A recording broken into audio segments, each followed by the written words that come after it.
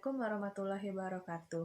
Perkenalkan, nama saya Witriananda Putri. Saya berasal dari Fakultas Hukum Universitas Bengkulu semester 2. Di sini saya akan menampilkan video ujian presentasi saya, di mana saya akan membawakan atau menjelaskan sedikit tentang submateri yang telah dibahas di mata kuliah Hukum Tata Negara semester 2. Materi yang akan saya bahas adalah tentang bentuk negara.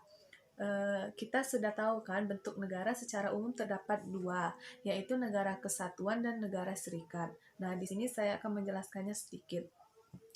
Yang pertama yaitu negara kesatuan. Negara kesatuan adalah negara yang terdiri dari beberapa provinsi yang mana kedaulatan keluar dan ke dalamnya hanya dipegang oleh satu pemerintahan saja, yaitu pemerintah pusat. Pada hakikatnya, kedaulatannya bersifat tunggal atau hanya berada pada satu badan saja. Negara kesatuan menempatkan pemerintah pusat pada otoritas tertinggi, sementara wilayah-wilayah administratif di bawahnya hanya menjalankan kekuasaan yang telah dipilih oleh pemerintah pusat. Pemerintah daerah seperti layaknya provinsi, kabupaten, dan kota hanya sebagai pembantu pemerintah pusat.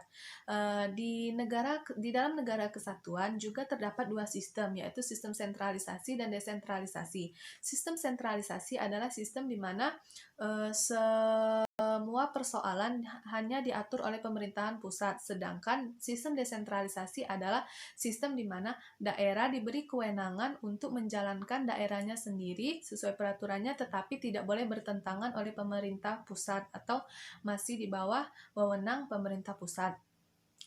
Di dunia ada beberapa negara yang menganut sistem yang berdiri dengan sistem negara kesatuan. Berikut adalah negara-negara dengan bentuk negara kesatuan.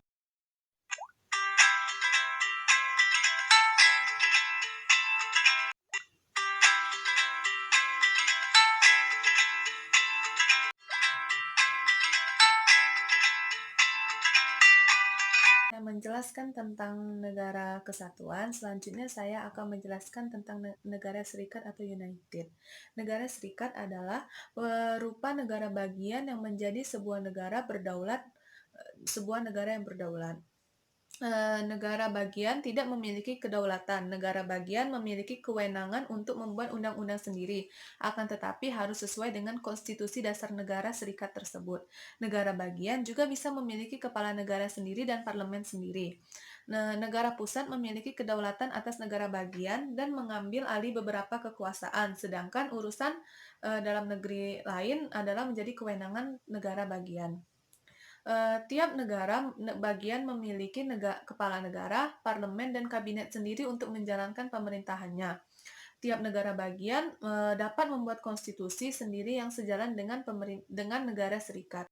Kekuasaan yang hanya dipegang oleh pemerintah pusat adalah kedudukan negara di mata internasional, keselamatan rakyat, konstitusi dan organisasi pusat, hal yang berhubungan dengan keuangan negara dan kepentingan bersama antar rakyat. Selain itu,